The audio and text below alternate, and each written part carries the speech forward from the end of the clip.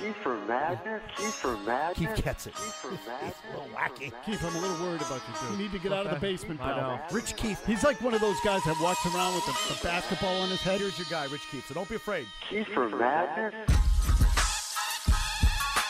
The beaver that attacked the kayaker is now dead, and the kayaker is recovering. He tossed a bag of dog poop into a neighbor's yard. Are there guys who kick with both legs? Discarded contraceptive packages. We do knife axe.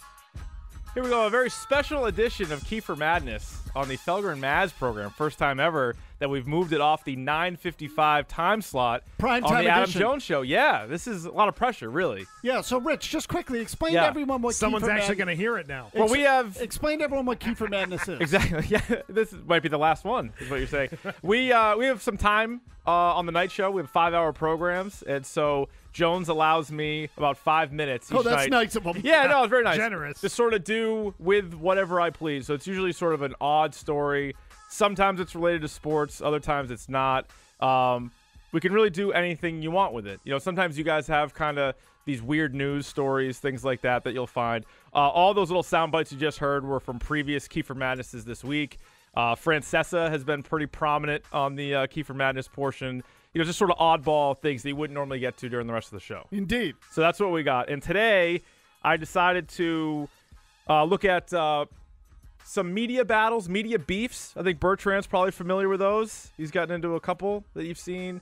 You know, your Joe Haggerty, he's gotten into a few, perhaps, yes, and yeah. others. You know, you guys are familiar with the tweet beefs, certainly. Sure. Even easier. I try to abstain from these. Rich. Yeah, I haven't really caught you in any. Have you gotten in any bad ones? No. I don't think that you have. I wish it never happened. Not that I know of, anyway. Yeah, exactly. But there have definitely been some good ones.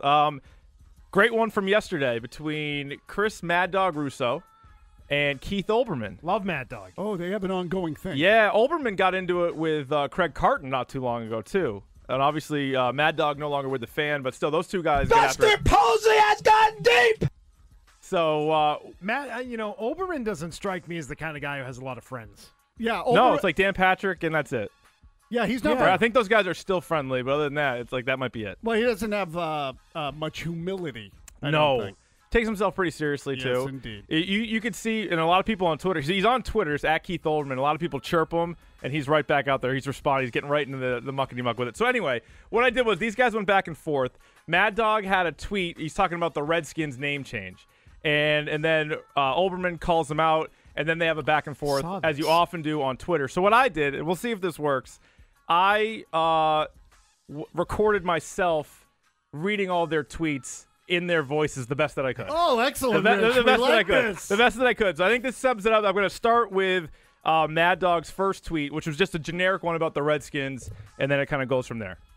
Chris Mad Dog Russo tweeted, "The Redskins have been the team name for 80 years, and all of a sudden we're going to make a big deal about it?"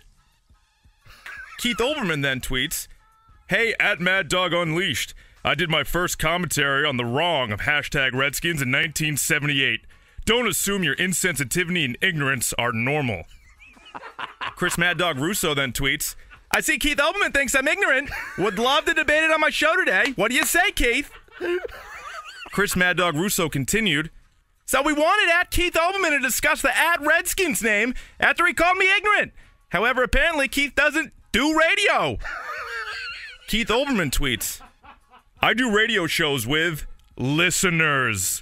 Yeah, Keith Olbermann added, "Also, I never said this. Why did you make up a quote, Chris?"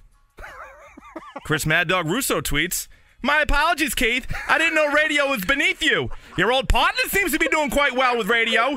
Keith is big time." 2 hours later, Mad Dog retweets a Keith Olbermann response to at JoshB729, who says sarcastically their back and forth is riveting radio. At JoshB729, dopey, this isn't radio, it's Twitter, and I don't appear on radio. Chris Mad Dog Russo tweets, "I don't appear on radio, signed Keith Olbermann." Keith Olbermann tweets again, "The tweeter claimed I was a radio guy now. I said no, I don't appear on radio." Keith Olbermann continues, "And that still isn't I don't do radio." Keith Olbermann not done tweets, But don't worry about any facts. Just yell a little louder. Then you can tell yourself you won. Chris Mad Dog Russo responds, well, Keith Olbermann, it's an open invitation. Chris Mad Dog Russo again. Open invitation, Keith. Later, Chris Mad Dog Russo, staying persistent. Keith, open invitation if you want to converse. Let's go. There you go. Those are the tweets from yesterday. Oh, fabulous. Oh, man, Yeah. Keith, that was excellent. Thank you. That's Thanks. a winner. Yeah. Oh, we should do that more often. Oh, we might have to play that again later. That Not was bad. so entertaining. Oh, the Russo voice. Love Chris Yeah, Russo. I don't have an Olbermann. This is baseball. Yeah. Russo, I've heard a lot more. I watch more of Russo From a shows. legacy perspective, This a guy's lot the of people best. think Belichick's Lombardi. I'll buy that. If you lose this game Sunday, I don't want to hear about Lombardi because he's not. Lombardi wouldn't have lost this game. Not 2 in a row to the same team. We know that Belichick's going to the Hall of Fame. We know Belichick's a Hall of Fame coach. Nobody's denying that. If Belichick loses to Manning and Coughlin again, where would I put Coughlin? For Brady and Belichick to have to win, and Coughlin outworks Belichick. Friend of the the best. program, Chris Russo. I'm with Russo on that one, by the way. I love Russo. Oh, Yeah. totally. So, top of the hour, no commercials. Rich Keefe will get you caught up on headlines, and then we'll be back to introduce the Red Sox to today's discussion. We'll get to that next. It hurts Belichick. Belichick. It hurts Belichick. Belichick's not Lombardi. What Belichick did was wrong. Belichick.